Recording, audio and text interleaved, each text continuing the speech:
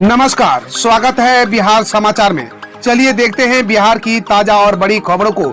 इससे पहले आप बिहार के किस जिले से न्यूज को देख रहे हैं, हमें कमेंट बॉक्स में जरूर बताइए। साथ ही डेली खबरों से अपडेट रहने के लिए चैनल को सब्सक्राइब कर बेल आइकन को दबाना बिल्कुल ना भूलें। आज का लाइक एम 100 रखते हैं, उम्मीद करते हैं आप इसे पूरा करेंगे। अब जातीय जनगणना के पक्ष में बीजेपी से उठी मांग, सीएम नीतीश के मंत्री ने कर दी बड़ी बात। जाति आधारित जनगणना को लेकर राजनीतिक गर्म है। भारतीय जनता पार्टी इसके खिलाफ है, जबकि बिहार में उसके साथ राष्ट्रीय जनतांत्रिक गठबंधन में शामिल जनता दल यूनाइटेड व हिंदुस्तानी अवाम मोर्चा विपक्षी दलों की तरह जाति आधारित जनगणना का समर्थन कर रहे हैं। राष्ट्रीय जनता दल सुप्रीमो लालू प्रसाद यादव ने तो जाति आधारित जनगणना नहीं कराए जाने की स्थिति में पूरे देश को जनगणना के बहिष्कार का ही आह्वान कर दिया। इस बीच बड़ी खबर यह है कि बीजेपी के अंदर से भी जातियों की जनगणना के पक्ष में स्वर उभर रहा है। बिहार में मुख्यमंत्री नीतीश कुमार की सरकार में बीजेपी कोटे के राजस्व और भूमि सुधार मंत्री रामसूरत राय ने कहा है कि जाति आधारित जनगणना ही भी हो और जनसंख्या नियंत्रण के कानून भी बने। बिहार के एक और बालिका सुधार गृह पर लगा दाग, युवती ने यौन शोषण करने का लगाया आरोप। बिहार के एक बालिका सुधार गृह में फिर से यौन शोषण का गंभीर मामला सामने आया है। यह घटना गया जिले के बालिका सुधार गृह का है, जहां पर नवादा की रहने वाली युवती ने शेल्टर होम के कर्मचारियों पर यौन शोषण का संगीन आरोप लगाया है। नवादा कोर्ट के आदेश पर युवती को बोधगया के बालिका गृह में रखा गया था। 10 अगस्त को जब युवती के परिजन उसे नवादा ले गए तो युवती ने कोर्ट में आवेदन देकर अपने साथ हुए यौन शोषण का खुलासा किया। इसी मामले को लेकर नवादा सिविल कोर्ट ने युवती को बोधगया के बालिका गृह में रखने का आदेश दिया था। इसके बाद उसे 13 जुलाई से 10 अगस्त तक बोधगया के बालिका गृह में रखा गया था। चिराग पासवान की आशीर्वाद यात्रा को चमकाने में जुटे समर्थक, पशुपति पारस के बिहार आगमन पर भी चर्चा। जमुई सांसद व दिवंगत केंद्रीय मंत्री रामविलास पासवान के इकलौते बेटे चिराग पासवान की आशीर्वाद यात्रा को सफल बनाने में समर्थक कोई कसर नहीं छोड़ रहे हैं। पटना, नवादा समेत कई जिलों में चिराग पासवान ने आशीर्वाद यात्रा की। इसमें हजारों की संख्या में लोगों ने उनका समर्थन किया। साथ ही उनके चाचा पशुपति कुमार पारस पर नाराजगी जताई। रोहतास के नासिरीगंज प्रखंड के कैथी गाँव में गुरुवार को आगामी 28 अगस्त को लोजपा के राष्ट्रीय अध्यक्ष चिराग पासवान की आशीर्वाद यात्रा की तैयारी को लेकर लोजपा नेता शंभू पासवान की अध्यक्षता में हुई, जिसमें कार्यकर्ता ने चिराग पासवान में आस्था जताते हुए उन्हें पार्टी का सर्वमान्य नेता बताया। साथ ही उनकी आशीर्वाद यात्रा में अधिक से अधिक संख्या में भाग लेने का आह्वान किया। बिहार में SC/ST अत्याचार के जघन्य मामलों का होगा स्पीड ट्रायल, सुलह के तरीकों पर रखी जाएगी नजर। अनुसूचित जाति और अनुसूचित जनजाति अधिनियम के तहत दर्ज जघन्य मामलों को चिन्हित कर उनका स्पीड ट्रायल कराया जाएगा। अभियोजन निदेशालय की ओर से इस बाबत राज्य के सभी जिलाधिकारियों और पुलिस अधीक्षकों को निर्देश दिया गया है। इसके साथ ही सभी विशेष लोक अभियोजकों को ST/SC से जुड़े मामलों की सजा पर दर में सुधार लाने को कहा गया है।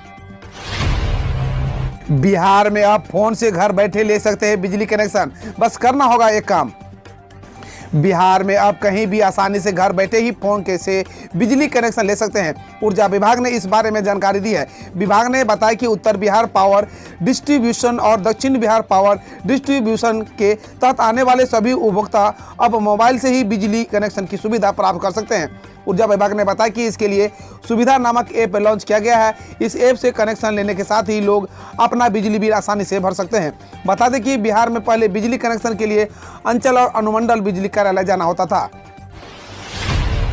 बिहार के कई जिलों में गहराया बाढ़ का कहर, पटना में भी डराने लगी बेकाबू होती गंगा। गंगा के बढ़ते जलस्तर और इससे बाढ़ की आशंका के मद्देनजर सरकार अलर्ट मोड में है। मुख्यमंत्री नीतीश कुमार ने सड़क मार्ग से पटना और उसके आसपास के क्षेत्रों का निरीक्षण किया।